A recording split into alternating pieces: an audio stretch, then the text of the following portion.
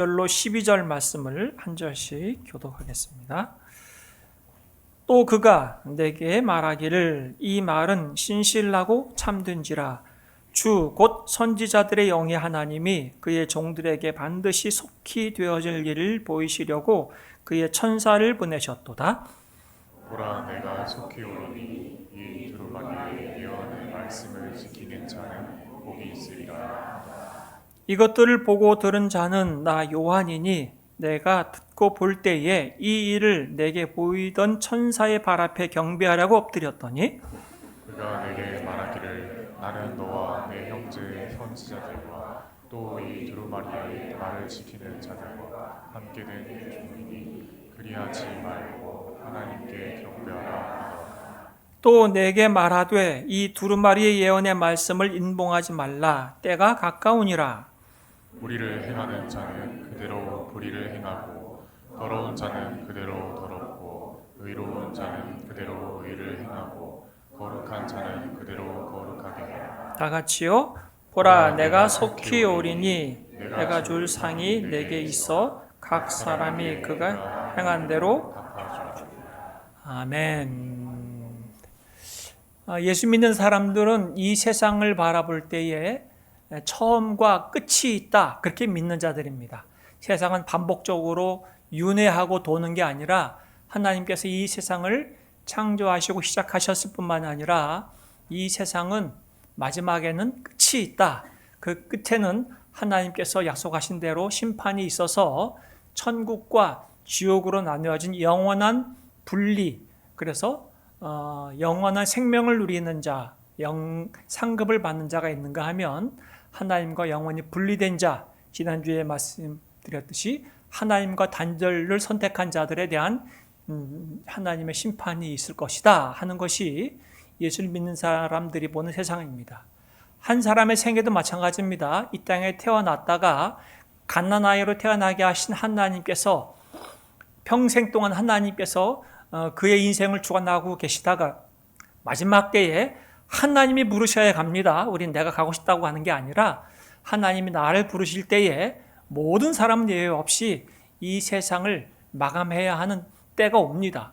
그것이 예수를 믿는 사람들이 한 사람의 생애를 바라보는 또 인생관이기도 합니다. 그렇다면 우리는 이 하나님께서 우리에게 주어진 생애를 어떻게 살 수 있을까 하는 이야기들을 성경은 여러 곳에서 하고 있는데 우리가 요한계시록을 쭉 한 1년여 동안에 살펴봤습니다. 요한계시록을 통해서 확인할 수 있는 것은 이 세상이 하나님께서 창조하신 보이는 세상만이 아니라 보이지 아니하는 저 천국 하나님의 나라, 지금 천사들이 열심히 하나님께 수종 들고 있는 나라도 있구나 하는 것을 보고 하늘에 속한 자가 있고 하늘에 속한 자가 지금 이 땅에서 믿음의 삶을 살고 있는 자들에게 하나님께서 하시는 말씀이 요한계시록이었다 말씀을 드렸습니다. 천국과 지옥을 우리가 한 달 동안에 말씀을 드렸는데 천국과 지옥을 믿는 자들은 이 세상을 정말 바르게 살아야 합니다. 1992년도 그 담의 선교회라고 해서 굉장히 좀 이단이었죠. 사이비 종교가 1992년 10월 28일 날 주님이 재림하신다 그랬어요. 세상이 망한다. 그래서 그들은 뭐 흰 옷 입고 저기 어디 뭐 무슨 산인가 뭐 어디에 다 모였어요. 그래서 거기 방송사 3사 방송사가 그걸 취재한다고 정말 주님이 오시나 예수님이 오시나 싶어서 방송도 생방송 취재도 하고 막 그랬단 말이죠. 그런데 잘못된 종말론, 잘못된 천국에 대한 생각을 가지게 되면 이 세상의 삶을 그렇게 엉망으로 삽니다. 많은 사람들이 거의 미혹함에 넘어가서 재산 팔고 일도 대충 하고 직장도 때려치고 공부도 안 하고 나는 뭐 한 달 후면 올 건데 뭐 지금 막 살지 그런 마음으로 살았단 말이죠. 그래서 가족 관계도 깨지고 뭐 엉망이었죠. 그런데 예수님은 그때 안 오셨어요. 예수님은 언제 오실지 아무도 모릅니다. 또 어떤 사람들은 과학을 너무 신봉해서 과학을 사람의 이성과 과학의 발달로 천국은 없다 그렇게 생각하는 사람도 있어요. 지옥도 천국도 없다. 어디를 봐라. 이 우주를 어디 봐도 천국이 어딨냐. 그런데 그들을 이해하지 못하는 것이 있죠. 우리는 눈에 보이는 것만이 아니라 보이지 않는 세상 속에 살고 있습니다. 여러분들이 아무리 가족을 사랑해도 믿음, 소망, 사랑은 우리 눈에 보이지 않습니다. 그렇죠? 여러분들의 마음의 심장은 있지만 여러분들의 마음의 심정은 눈으로 보여줄 수가 없습니다. 그래서 우리는 보이는 것만이 아니라 보이지 아니하는 이 세상 속에 그러면 하나님의 자녀로 어떻게 살아야 하는가 하는 말씀을 오늘 요한계시록을 마치면서 말씀을 드리겠습니다. 오늘 6절 말씀입니다. 이렇게 말합니다. 또 그가 내게 말하시기를 뭐라고 말씀합니까? 이 말은 신실하고 참된지라. 이 말이라고 하는 것은 이제까지 요한계시록 1장부터 22장까지 했던 이 모든 말이죠. 사도 요한이 90세가 넘었다 그랬어요. 90세가 넘은 노 사도가 하나님으로부터 받은 이 계시의 말씀을 이제까지 쭉 얘기했던 이 모든 말은 반복적으로 말해요. 신실하다, 진실하다 그 말이에요. 그리고 뭐예요? 또 참되다 이렇게 강조하는 말이죠. 이렇게 강조하는 말은 인간적으로는 도저히 이해할 수 없는 이야기이기 때문에 그래요. 여러분들이 봐도 이해할 수 없잖아요. 갑자기 7인 도장에 찍힌 것이 천사들이 나타나가지고 인을 하나씩 7인을 띄는 이야기인가 하면 천사 7이 나타나서 갑자기 나팔을 불 때마다 이 세상이 엄청난 변화가 일어나게 되고 재앙이 있기도 하고 또 천사 7이 나타나서 갑자기 큰 대접을 쏟을 때마다 이 세상이 이상한 일이 벌어지는 것을 요한계시록에 다 기록했단 말이죠. 역사 속에 일어나는 일이었죠. 뿐만 아니라 웬 짐승이 있는데 그 짐승이 바다에서도 올라오고 땅에서도 올라오고 그 짐승이 어린 양 예수의 신부된 교회를 예수 믿는 사람들을 박해하고 핍박하는 이야기 이런 이야기들을 상상할 수 없는 이야기들을 쭉 읽으면 일반적인 사람들은 이게 도대체 뭔 얘기야? 그렇게 말하셨단 말이죠. 그래서 정말 의문을 던질 수 있는 이 이야기를 오늘 뭐라고 얘기했냐면 이 말은 진실하고 진짜다. 그리고 참된 말씀이다. 그렇게 강조하고 있는 거죠. 확신하고 있는 말씀입니다. 그래서 여러분들이 요한계시록을 이상하게 이해하시면 안 되고 우리가 쭉 배웠던 것처럼 이것은 상징적인 언어인데 지금 이 세상을 살고 있는 우리들, 예수 믿는 사람들을 위해서 지금 하늘에서 어떤 일이 벌어지고 있고 우리에게 믿음을 또 우리에게 격려와 위로를 해주시기 위해서 이 말씀을 하셔서 천국 백성답게 살라 하시는 말씀이라는 것을 말씀합니다. 이 말씀을 하신 이 말은 진실하고 참되다. 우리는 불확실한 세상 속에 살고 있습니다. 하루하루 불안하고 요즘 대한민국은 트럼프 대통령 때문에 굉장히 불안한 전 세계가 그런 것 같아요. 미국 대통령 한 사람 때문에 나라 경제가 휘청이기도 하고 또 사람들이 또 이랬다 저랬다 마음이 하기도 하고 불확실하죠. 정치인들이 선거 때마다 약속을 하지만 그 약속이 또한 우리가 지켜질까라고 하는 불안함도 있고 또한 사람들이 계약을 하고 거래에 약속을 하지만 계약과 거래가 약속이 지켜질까라고 하는 불확실함 속에 우리는 살고 있어서 사람을 함부로 믿지 못하기도 하죠. 이 불확실한 삶 속에 오늘 주시는 확실히 믿을 수 있는 것은 하나님의 말씀이다. 그 말이죠. 이 하나님의 말씀은 말씀하신 분이 하나님이시기 때문에 그래요. 하나님은 영원하신 분이세요. 하나님은 결코 이랬다 변덕이 죽을 듯 하신 분도 아니세요. 하나님은 신실하시고 처음부터 알파와 오메가 되신 하나님께서는 처음과 끝을 주관하시는 하나님이시고 이 세상을 창조하신 하나님은 지금 이 세상을 주관하고 다스리시는 왕 중의 왕이시기 때문에 그분의 말씀은 우리가 꽉 붙잡으면 변하지 않습니다. 우리가 불안해하지 않는 말씀이에요. 확실한 말씀이기 때문에 그렇습니다. 그런데 다른 사람들의 이야기는 우리가 참고만 할 뿐이죠. 왜냐하면 그 사람은 그 약속을 지킬 만한 능력이 인간에게는 없어요. 저도 우리 자녀들에게 약속을 합니다. 내가 이거 해줄게. 해주기도 합니다. 그런데 어떨 때는 그 약속을 그때 딱 지키지 못할 때가 있어요. 왜냐하면 변수가 생길 때가 있거든요. 제가 갑자기 몸이 아플 때, 그렇죠? 누가 갑자기 찾아왔을 때에, 그럴 때 변수가 생기면 그 약속을 그것만 기다리던 아이들은 실망하죠. 왜 약속 안 지켜? 그랬죠. 그게 우리의 연약함이잖아. 한계지 않습니까? 우리 주님은 그 약속하신 말을 반드시 지키십니다.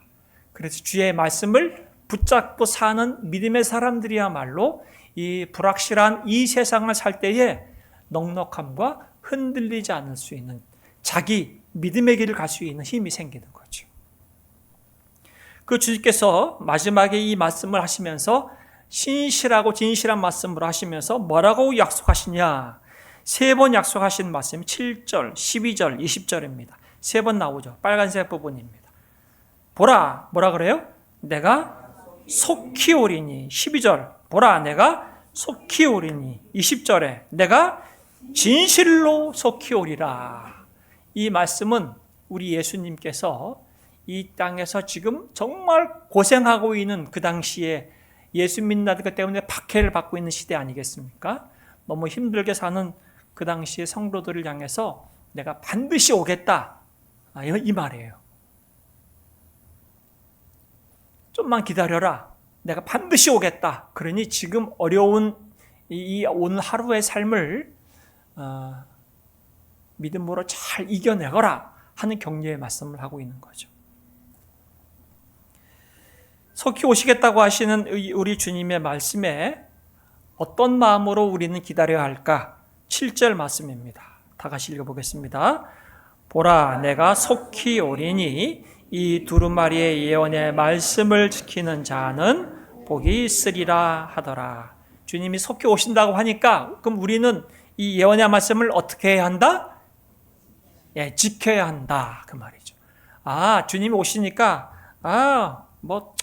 하늘만 쳐다보고 오늘 오시려나? 내일 오시려나? 그렇게 그냥 막연하게 있으면 안 된단 말이죠. 적극적으로 주님이 약속하신 말씀이 속히 오시겠다고 하신 말씀 말고 요한계시록만이 아니라 창세기부터 요한계시록에 이 모든 말씀을 교회에서 잘 배우고 또 내가 그 말씀을 생각해보고 그 말씀을 묵상해서 이 말씀을 잘 지키는 자가 복 있는 사람이다 이렇게 말하는 거죠. 그래야 이 불확실한 세상 속에 우리가 흔들리지 않고 당당히 우리 주님이 가신 그 길을 하늘의 상급을 받은 하나님의 나라의 상속자답게 살아갈 수 있는 능력이 있는 거예요. 거기에 힘이 있는 겁니다. 세상은 다 그렇게 살아. 너도 대충 살아. 그렇게 굳이 유별 떨 필요 없어. 그런 말들에 넘어가는 사람들이 있어요. 넘어간단 말이죠. 그런데 말씀 위에 굳게 선자, 예언의 말씀을 지킨다는 이 말은 첫 번째 마음에 잘 간직한다 그 말이에요. 말씀을 들었을 때 이 말씀을 내 마음에 잘 담아 놓는 거예요. 여러분들이 선물을 받으면 선물을 받고 여러분의 선물을 고마워하잖아요. 마음속으로 그 마음을 감사하잖아요. 주의 말씀을 우리 마음에 잘 담고 그 말씀을 또한 잘 순종하고 그 말씀을 그대로 실행하는 것, 이게 지키는 겁니다. 청종한다 그렇게 말하기도 하죠. 그래서 예수 믿는 사람들은 다른 거예요. 내 인생의 주도권이 누구에게 있어요? 우리 예수님께 있는 거죠.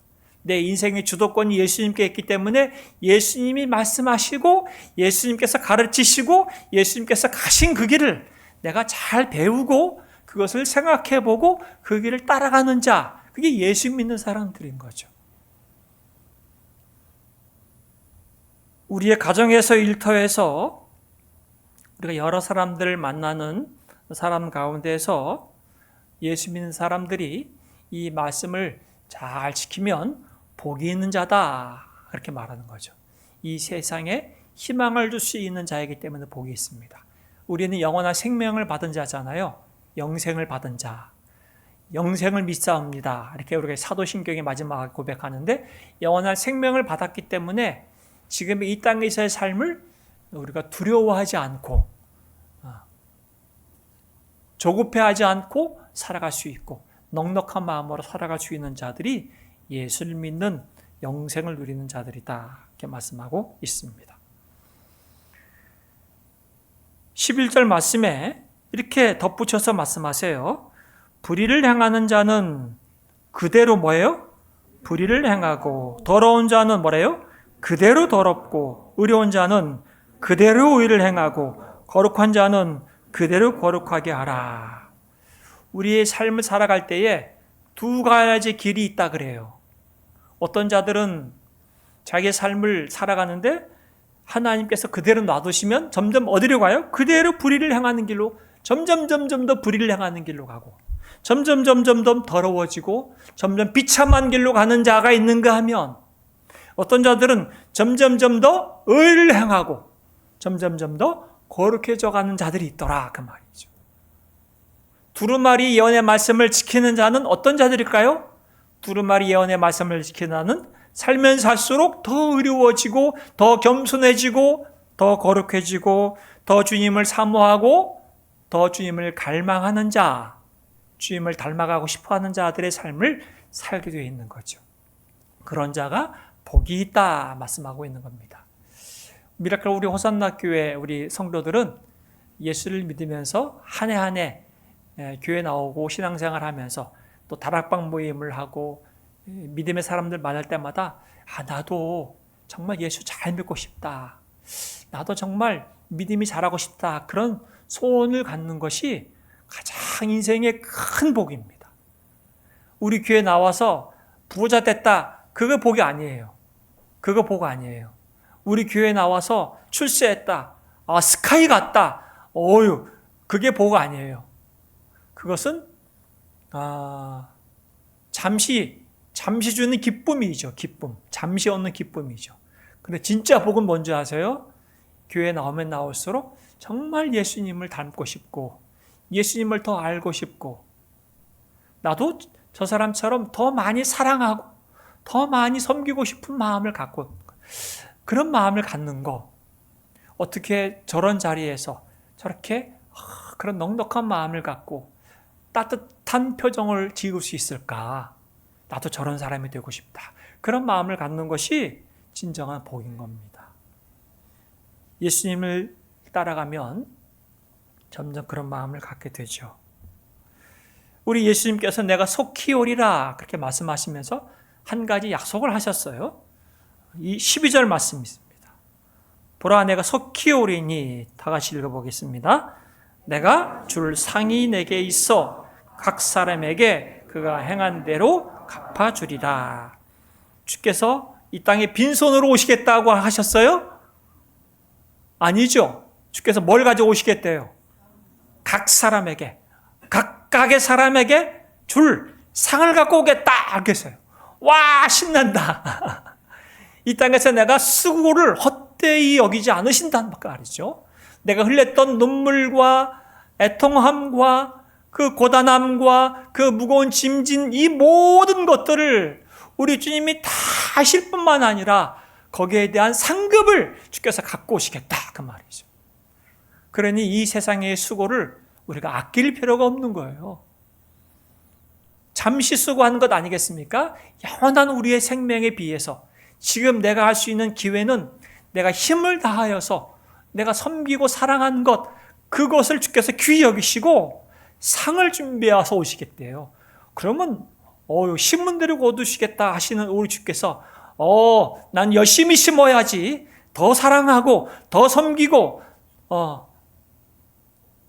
더 축복하고 더 기도해 줘야지 하는 마음으로 우리가 살면 주께서 나를 위해서 얼마나 큰 상급을 예배하고 계시겠습니까? 많이 심으면 많이 거둔대요. 그러니 우리는 이 땅에서 심는 거죠. 다른 곳으로 심을 필요 없어요. 열심히 기도해 주세요.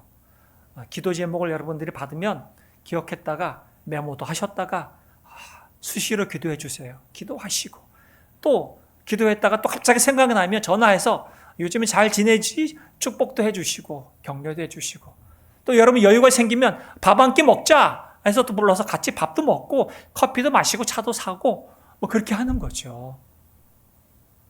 그렇게 해서 이 땅에서 주님의 마음을 갖고 많이 격려해주고 사랑해주는 겁니다. 그런 자에게 주께서 상을 준비해서 오시겠다. 그가 행한 대로 다 갚아주시겠다. 이렇게 말씀하시기 위함입니다. 사람에게 잘 보이기 위함이 아닌 거죠. 우리 주님이 우리 인생에 넉넉함을 가지고 살 수 있도록 약속해 주시는 이 약속의 말씀을 붙잡고 있기 때문에 이 말씀을 믿기 때문에 우리가 그렇게 사랑할 수 있는 겁니다. 요한계시록의 마지막에 이렇게 상을 가지고 내가 오겠다, 속히 오겠다 그러니까 20절에 이렇게 말하죠. 이 모든 계시를 정언하신 분이 이렇게 말씀하셨습니다. 그렇다, 내가 곧 가겠다. 그러니까 뭐라 그래요? 다 같이요? 아멘. 오십시오. 주 예수님, 주 예수의 은혜가 모든 사람에게 있기를 빕니다. 아멘. 하고 이제 성경이 끝나요. 이게 요한계시록의 끝이고 성경의 끝입니다. 곧 가겠다 하니까 그 말씀을 듣는 자들은 뭐라 그래요? 아멘. 아멘. 뜻이 뭐라고 해요? 아멘. 뜻이 예, 진실로 그렇게 되기를 믿습니다. 소원합니다. 그 말이죠. 아멘 하고 주님 오십시오. 제가 주님을 고대합니다. 주님을 기다립니다. 보고 싶습니다. 제가 주님을 정말 기다리겠습니다. 그 말이죠. 주님을 기다리는 마음을 갖고 하루하루 사는 자들이 정말 예수님을 진짜 잘 믿는 사람들이에요. 주님 오심을 예비하고 사는 성도들. 그래서 주께서 그 지혜로운 다섯 처녀, 어리석은 다섯 처녀 이야기, 등불과 또 등잔을 같이 준비한 그 지혜로운 다섯 처녀 이야기를 하신 것도 있고요. 천국 비유를 통해서 임금이 멀리 갔다가 다시 올 때 맡겼던 문화들, 달란트들을 세말 날이 오겠다 그렇게 얘기했잖아요. 열심히 수고했던 종들과 지혜로운 처녀는 신랑이 오기를 기다리고 임금이 왕이 오기를 기다리죠. 왜냐하면 내가 열심히 했기 때문에. 우리도 마찬가지입니다. 예수님, 제가 힘에 지나도록 열심히 사랑하며 열심히 섬기며 열심히 살았습니다. 주님, 어서 오십시오. 제가 그날을 기다립니다. 하는 마음이 있으면 여러분들이 하루하루가 때로는 고단할 때도 있겠지만 주께서 그래, 내가 갈 때 그냥 안 가고 선물 보따리, 산타 선물보다 더 많이 푸짐하게 준비해서 올게. 그렇게 주께서 말씀하시는 거죠. 우리 주님의 신앙, 다시 오심을 믿는 자들은 정말 충성스럽게 이 세상에서 삽니다. 대충대충 이 세상이 천국과 지옥도 없어. 막 살아도 돼. 그렇게 살 수가 없죠. 그럼 불신자들이 그렇게 살 수 있겠죠. 또한 이단 사이비처럼 재산 팔고 직장생활도 다른 사람 다 속이고 그냥 우리는 맨날 며칠에 주님이 오신다니까 그날 위해서 그냥 대충 살자. 그렇게 정말 잘못된 종말론에 내소련에 빠져서 사는 자들도 우리는 분별할 수 있어야 되는 거죠. 이 세상에 고난과 핍박이 있어도 때론 내게 힘들게 하는 사람이 있어도 예수님을 잘 믿는 사람들은 천국을 믿기 때문에 약속받았기 때문에 또 이 땅에 주님이 다시 오실 때에 나를 위한 상급을 믿기 때문에 지금 여기서 믿음으로 잘 살아내는 겁니다. 제가 한 사람을 소개하려고 합니다. 작은 예수라고 하는 별명이 붙은 분이에요. 여러분들도 잘 아시죠? 작은 예수 누구예요? 예, 손양원 목사님, 경남 함양 출신이세요. 함양 출신이신데 그분이 이제 기독교 가정에서 자랐어요. 자라서 이제 목사가 됐습니다. 20대 초반에 목사가 그 신학을 공부하고 동경에 잠시 가서 유학도 하고 와서 부산 감만동에서 처음에 전도사를 하셨어요. 거기서 그 교회가 이제 나병들 아는 교회에서 전도사 생활을 하다가 나중에 이제 목사가 되셔서 목회를 하시게 됐는데, 이분이 정양순 자매와 결혼을 했어요.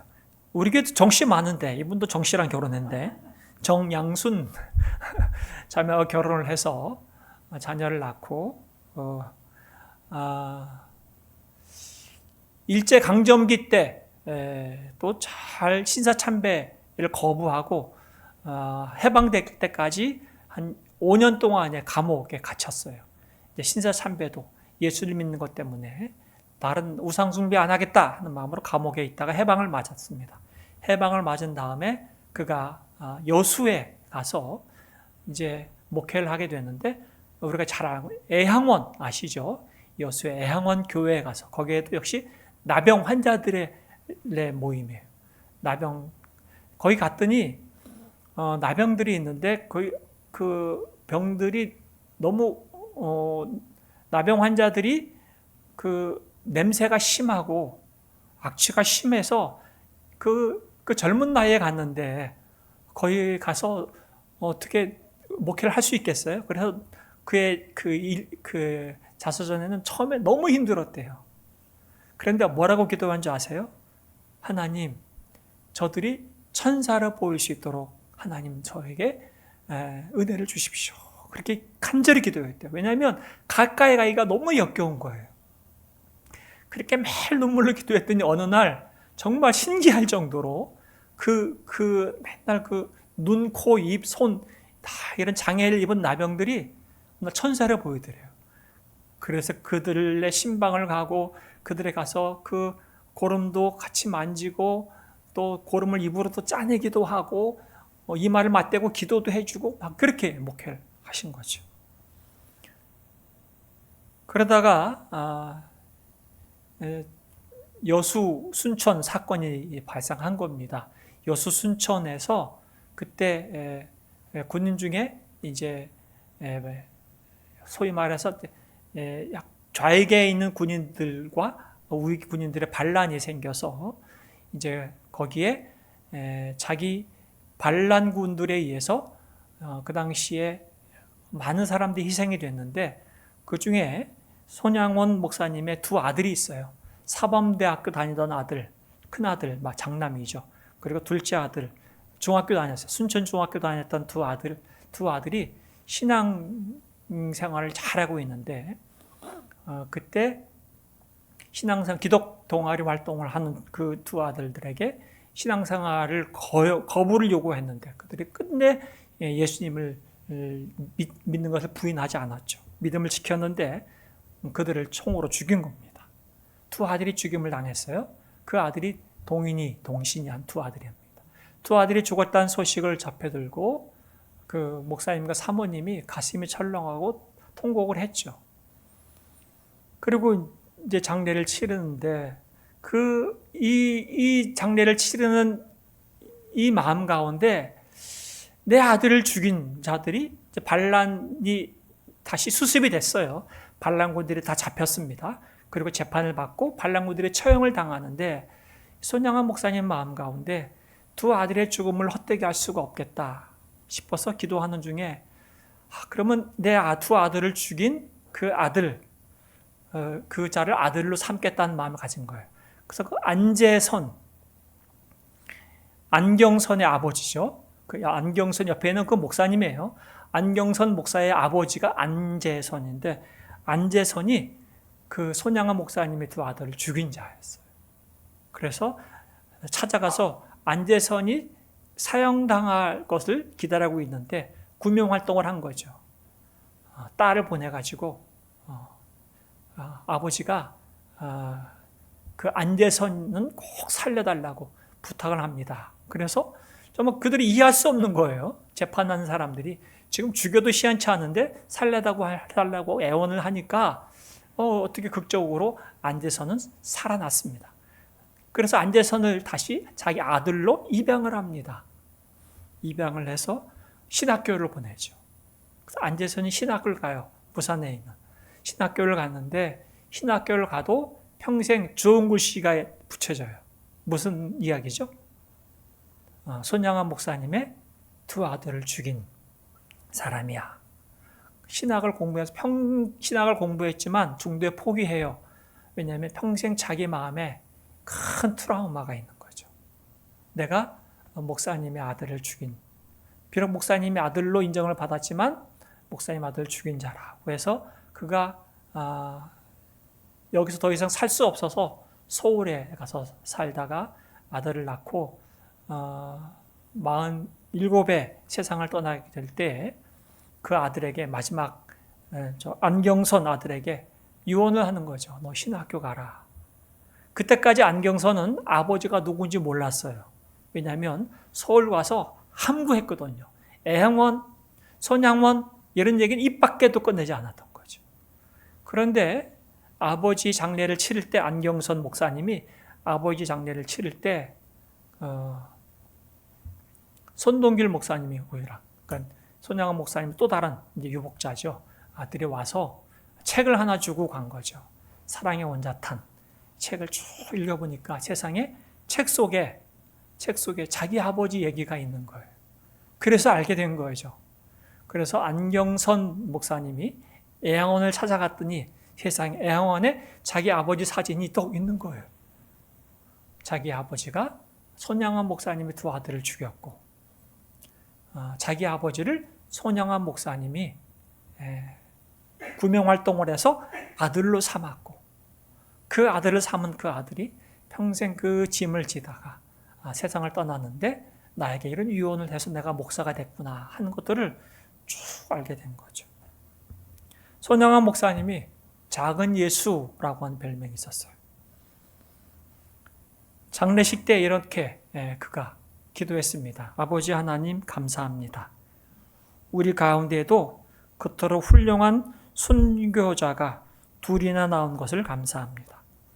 또 아들들이 예수님을 부인하지 않고 증언하다가 순교한 것 감사합니다.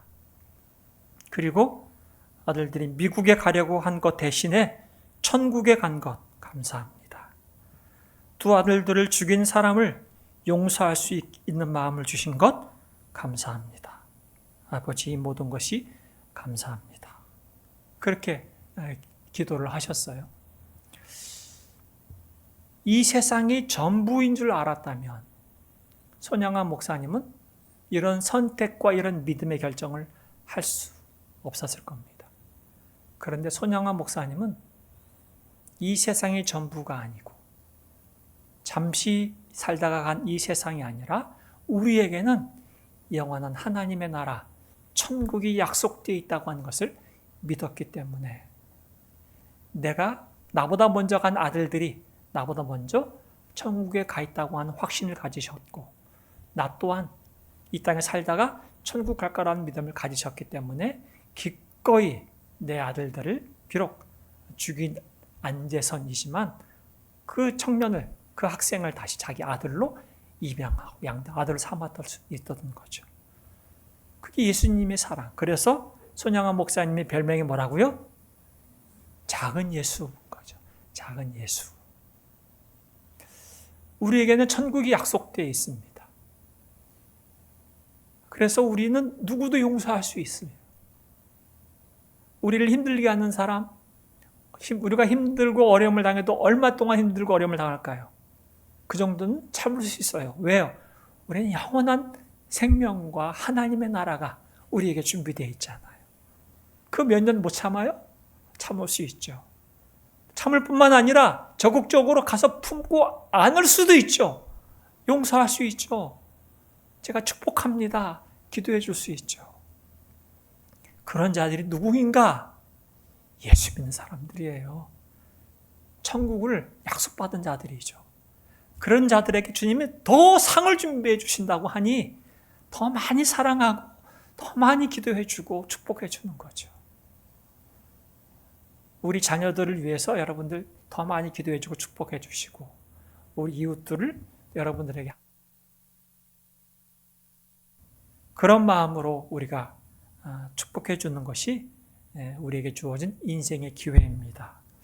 이번 한 주간 우리가 예수 믿는 자답게 작은 예수의 제자들이 돼서 이 세상에 희망을 주는 삶을 살기를 주의 이름으로 축복합니다. 하나님 아버지, 은혜 감사합니다. 내가 반드시 오겠다 약속해 주셨습니다. 우리 주님의 약속을 다시 한번 마음에 깊이 새기고 흔들리는 이 세상 속에서 변치 않은 주의 약속을 굳게 붙잡습니다. 세상의 유혹에 타협하지 않게 하여 주시고 깨어서 주의 말씀을 지키며 살아가게 하여 주시옵소서. 때로는 지치고 외로울 때마다 우리 위에 상을 준비하고 계시고 다시 오실 주님을 바라보며 새 힘을 얻게 하여 주시옵소서. 예수님의 이름으로 기도드립니다. 아멘.